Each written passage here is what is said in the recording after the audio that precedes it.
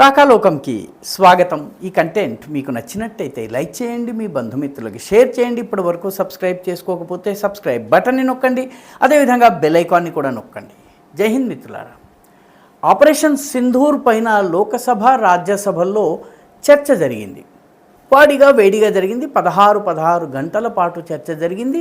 ఈ చర్చ ద్వారా విపక్షం ఏం సాధించింది? ఎందుకంటే చర్చకు ప్రెస్ చేసింది, చర్చ కావాలని పట్టుబట్టింది విపక్షం.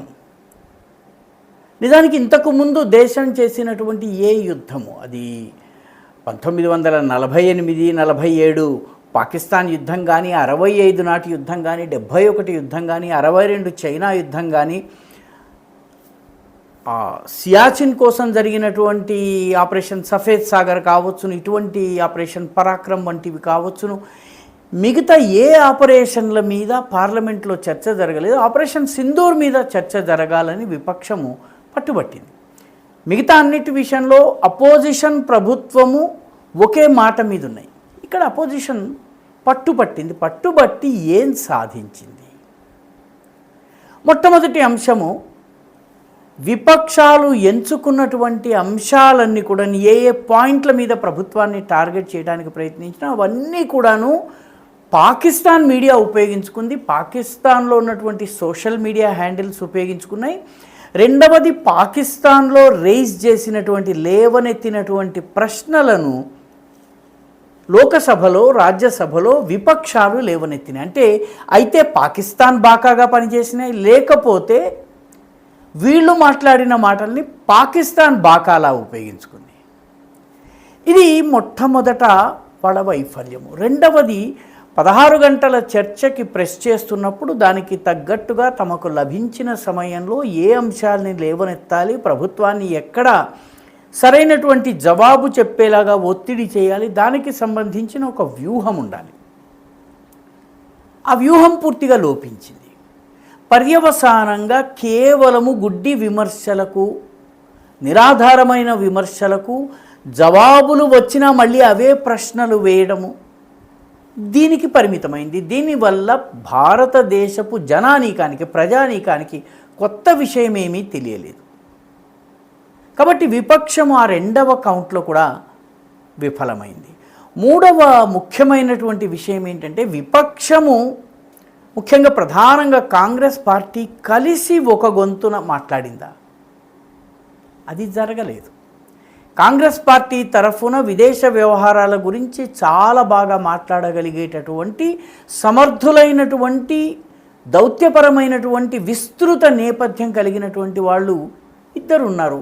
ఒకరు శశి థరూర్, రెండవది మనీష్ తివారీ. మనీష్ తివారీ విదేశ వ్యవహారాల శాఖలో మంత్రిగా కూడా పనిచేశారు. వీరిద్దరికీ మాట్లాడే అవకాశం ఇవ్వలేదు. మనీష్ తివారీ అడిగితే ఆయనకు అవకాశం ఇవ్వలేదు. శశి థరూర్ని అడిగినప్పుడు నేను పార్టీ చెప్పినట్టుగా మాట్లాడబోను, నేను స్వయంగా ఒక డెలిగేషన్కి, ప్రభుత్వం పంపినటువంటి 7 డెలిగేషన్లలో ఒక డెలిగేషన్కి నాయకుడిగా ఉన్నాను కాబట్టి ఆ విషయాలు చెప్తానంతోటి ఆయనకు కూడా అవకాశం ఇవ్వలేదు. ఆయన మౌనవ్రత్ పాటించాను అని చెప్పి ఆయన చెప్పారు. ఈయన భారత్ కా రహనే వాలా హూ, భారత్ కి బాత్ సునాతా హూ అనే సినీ పాటలోని 4 లైన్లను ఉటంకించి మనీష్ తివారీ పార్టీ యొక్క మెయిన్ లైన్ నుంచి తను వేరు అన్నటువంటి విషయాన్ని చెప్పారు. కాబట్టి కాంగ్రెస్ పూర్తి ఐక్యతను చూపించటంలో అటు రాజ్యసభలో కానీ ఇటు లోకసభలో కానీ విఫలమైంది. ఇది మూడవ పెద్ద వైఫల్యం. నాలుగవ ముఖ్యమైనటువంటి విషయము, విపక్షాలన్నీ కలిసికట్టుగా దాడి చేశాయా? ఈ విషయంలో కూడాను ముందస్తుగా కొంత ఆలోచన కానీ, వ్యూహరచన కానీ, ఫ్లోర్ కోఆర్డినేషన్ కానీ జరిగినట్టుగా కనిపించలేదు. వైఎస్ఆర్సీపీ ఉన్నటువంటి 3 ఎంపీలు ప్రభుత్వం యొక్క ధోరణిని, ప్రభుత్వం యొక్క వైఖరిని సమర్థించారు. ఆపరేషన్ సింధూర్ విషయంలో ప్రభుత్వం పక్షాన నిలబడ్డారు. తెలుగుదేశం ఎలాగో ఉంది. డిఎంకే స్పష్టంగా ప్రభుత్వాన్ని విమర్శించలేదు. ఈరోజు కాంగ్రెస్ పార్టీకి అతిపెద్ద మిత్రపక్షాల్లో డిఎంకే ఒకటి. డిఎంకే నాయకురాలైనటువంటి కనిమొళి ఒక టీంలో ఉన్నారు కాబట్టి కనిమొళి కానీ, డిఎంకే సభ్యులు కానీ ఆపరేషన్ సింధూర్ని విమర్శించలేదు, వాళ్ళు న్యూట్రల్గా ఇటు కాకుండా ఉన్నారు. మూడవది, శివసేన కూడాను ఆపరేషన్ సింధూర్ని విమర్శించలేదు, ప్రభుత్వ వైఖరిని విమర్శించలేదు. ఉద్ధవ్ బాలాసాహెబ్ ఠాకరే గ్రూప్, ఏక్నాథ్ షిందే గ్రూప్ బీజేపీతోటే ఉంది, ఇంకొక గ్రూప్ కూడా మాట్లాడలేదు. నవీన్ పట్నాయక్కి చెందినటువంటి బిజు జనతాదళ్ కూడా ప్రభుత్వాన్ని సమర్థించింది. నిజానికి ఒడిశాలో ప్రధాన ప్రతిపక్షము బిజు జనతాదళ్, కాబట్టి బిజు జనతాదళ్ మద్దతును కూడా పొందలేకపోయింది. అన్నిటికన్నా ఆశ్చర్యం ఏంటంటే తృణమూల్ కాంగ్రెస్ తరఫున ఎవరైతే ప్రభుత్వ టీములలో వెళ్ళారో వాళ్ళు ప్రభుత్వ వైఖరికి అనుకూలంగానే మాట్లాడారు. పెద్దగా తృణమూల్ కాంగ్రెస్ వైపు నుంచి విమర్శలు రాలేదు.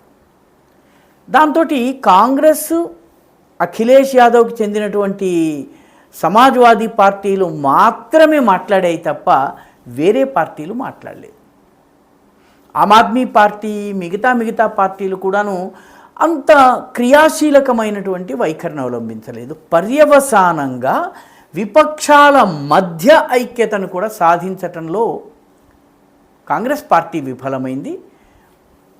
ఓవరాల్గా చూస్తే ఈ 3-4 రోజుల పాటు లోకసభ, రాజ్యసభ యొక్క సమయాన్ని పూర్తిగా వెచ్చించి ఆపరేషన్ సింధూర్ మీద ఇంత చర్చ జరిపిన తరువాత కాంగ్రెస్ సాధించగలిగింది ఏంటి? మోదీ అమెరికాకి లొంగిపోయాడు అని చెబితే కిరణ్ రిజిజు ఇందిరాగాంధీ 1971 యుద్ధం నడుస్తున్న సమయంలో అప్పటి అమెరికన్ అధ్యక్షుడు రిచర్డ్ నిక్సన్ పాదాలను పట్టుకున్నంత పనిచేసినటువంటి లేఖను బయటపెట్టారు. అమెరికాకి ఏదో ట్రంప్కి లొంగిపోయారని చెప్పడానికి ప్రయత్నం చేస్తే దానికి జవాబుగా ఇది చెప్పడం జరిగింది. ఈ రకంగా అన్ని రకాలుగా సైన్యం పరంగా కావచ్చును, ప్రజల పరంగా కావచ్చును, నిపుణులు ఎక్స్పర్ట్స్ పరంగా కావచ్చును, కాంగ్రెస్ పార్టీ కానీ మిగతా విపక్షాలు కానీ హోంవర్క్ చేసి రాలేదు. దీంతో పైగా ఆపరేషన్ సింధూర్లో పాకిస్తాన్ గొంతును వినిపించే ప్రయత్నము, చైనా అనుకూల గొంతును, అమెరికా అనుకూల గొంతును వినిపించే ప్రయత్నము బహుశా భారతదేశంలో ఎప్పుడూ ఏ విపక్షము చేయలేదు. అటల్ బిహారీ వాజ్పేయి వంటి వారు విపక్షంలో ఉన్నప్పుడు 100% మద్దతు ప్రభుత్వానికి ప్రకటించారు. అందులోనూ మన విమానాలు కుప్పకూలిపోయినాయి. ఇజ్రాయెల్ హమాస్ యుద్ధంలో ఇజ్రాయెల్కి ఎంత నష్టం జరిగింది, ఎన్ని విమానాలు కూలిపోయాయి, ఎవరు అడగలేదు, ఇజ్రాయెల్ బయట పెట్టలేదు. అమెరికా వియత్నాంలో ఎంత నష్టపోయింది, ఎన్ని విమానాలు కూలిపోయాయి, ఎవరు అడగలేదు, అమెరికన్ విపక్షాలు. అమెరికా ప్రభుత్వం ఈ రోజుకి బయట పెట్టలేదు. ఇరాన్తో జరిగిన యుద్ధంలో అమెరికా ఏం విషయాలు బయటపెట్టింది? రష్యా యుక్రెయిన్ యుద్ధం జరుగుతోంది, రష్యా తన లాసెస్ని బయట పెడుతోందా, యుక్రెయిన్ తన లాసెస్ని బయట పెడుతోందా? అలాంటప్పుడు కేవలము మన జెట్స్ ఏవో పడిపోయాయి, వాటి వివరాలు మాత్రమే చెప్పాలని దాని గురించే పట్టుపట్టడం వల్ల కాంగ్రెస్ పార్టీ నెగటివ్ వైఖరిని అవలంబించిందన్న విషయం దేశవాసులకు తెలిసిపోయింది. ఈ రకంగా అన్ని రకాలుగా కూడాను ఈ డిస్కషన్ వల్ల విపక్షాలు నష్టపోయాయి. ఇది గమనించాల్సినటువంటి విషయం. నిజానికి విపక్షాలు హోంవర్క్ చేసి ప్రభుత్వాన్ని ఇరకాటంలో పెట్టగలిగే సాక్ష్యాధారాలతో వచ్చి లేదా ప్రభుత్వం యొక్క వైఫల్యాలను ఎత్తి చూపగలిగేటటువంటి నైపుణ్యమున్న వక్తలను ముందు పెట్టి ఉన్నట్టయితే కథ వేరుగా ఉండేది. కానీ ప్రస్తుతము ఈ ఆపరేషన్ సింధూర్ పైన చర్చ విషయంలో చూస్తే విపక్షము సెల్ఫ్ గోల్ చేసుకుందని చెప్పక తప్పదు. ఈ వీడియో మీకు నచ్చినట్టయితే లైక్ చేయండి, షేర్ చేయండి, ఈ ఛానల్కు సబ్స్క్రైబ్ చేయండి, మీ అభిప్రాయాన్ని కమెంట్ల రూపంలో తప్పనిసరిగా పంపించండి.